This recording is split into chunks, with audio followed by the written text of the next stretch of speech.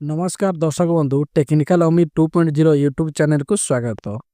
मो चैनल को नुआ आसी चैनल टी को सब्सक्राइब कर दियंतु। सो दर्शक बंधु फाइनाली आपण माने वेटिंग करिथिले सुभद्रा योजनार चतुर्थ पर्याय टंका केबे आसीबो बोली। आपण माने तृतीय पर्याय टंका पाई सारिछंती। आउ केतेक महिला एबे भी बाकी अछंती। प्राय 200 लाख महिला एबे भी बाकी अछंती सुभद्रा योजना पैसा पाइया पई। जेमिति आगामी फेब्रुआरी 8 तारिख दिन आसीबार अछि डेटटा घोषणा होई सारिछि। आसंतु आपण माननकु प्रूफ देखाई दउछि। सो दर्शक बंधु कनक न्यूज रो अपडेट देइछि। फेब्रुआरी 8 रे मिलिबो सुभद्रा टंका।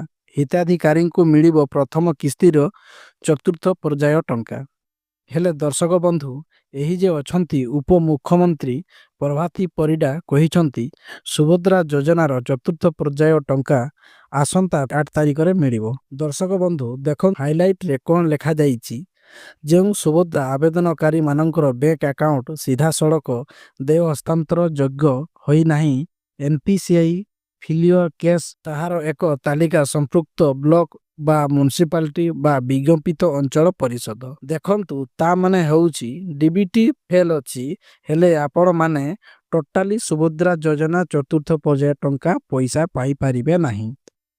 आपण माननकु चेक करिवार अछि कोन ना डीबीटी एक्टिव अछि कि नहीं एनपीसीआई रे चेक करिवे। फास्ट आपण माने जिबे जे कोन से गोटे ब्राउजर को ओपन करिवे एनपीसीआई लेखि सर्च करिवे। तापर देखंतु आउ गोटे डैशबोर्ड आसी गला।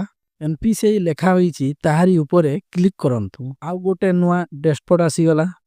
तापर देखंतु एइठी कंज्यूमर ऊपरे क्लिक करंतु। तापर देखंतु भारत आधार शेडिंग ऊपरे क्लिक करंतु। तापर देखंतु नुआ गोटे डैशबोर्ड ओपन होई गला। लेफ्ट साइड रे देखंतु आधार मैपेड स्टेटस ताहारी ऊपरे क्लिक करंतु। तापर देखंतु एही भलिया डैशबोर्ड आसी गला। एइठी आपणकर आधार नंबर दियंतु।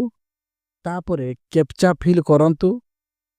तापरे चेक स्टेटस रे क्लिक करंतु। आपणकर सामना रे एही प्रकार आसी जीवो डीबीटी लिंक थिले।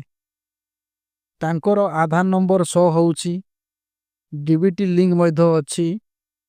आउ गोटे कथा जानी रखंतु बैंक नेम शो करूची जानिबे जे लिंक सक्सेसफुल अछि। एही उपायटी जदि सर्वर डाउन रहउची हेले कोन करिवे ना आपनकु आउ गोटे उपाय कहि दउची। सेही भलिया ब्राउजर को ओपन करिवे आउ लेखिवे आधार शेडिंग लेखि की सर्च करिवे चेक बैंक अकाउंट आधार लिंक ऊपरे क्लिक करिवे। आउ गोटे नुआ डैशबोर्ड आसी गला। तापरे एही लॉगिन ऊपरे क्लिक करंतु। तापरे एठी आपणकर आधार नंबर देबे आउ कैप्चा फिल करिवे। तापरे लॉगिन विथ ओटीपी रे क्लिक करिवे। आपण पाखकु 6 विशिष्ट ओटीपी आसीबो। ओटीपी देई लॉगिन करिवे। आपणकर सामना रे एही प्रकार आसीबो डीबीटी लिंक थिले। देखंतु बैंक शेडिंग स्टेटस एक्टिव अछि। जानिबे आपणकर डीबीटी लिंक एक्टिव अछि। तो आशा करूची दर्शक बंधु आजिर वीडियो बहुत ही इन्फॉर्मेटिव होईची। वीडियो टी को लाइक करिवे सांगो मानको शेयर करि दियंतु। बहुत बहुत धन्यवाद।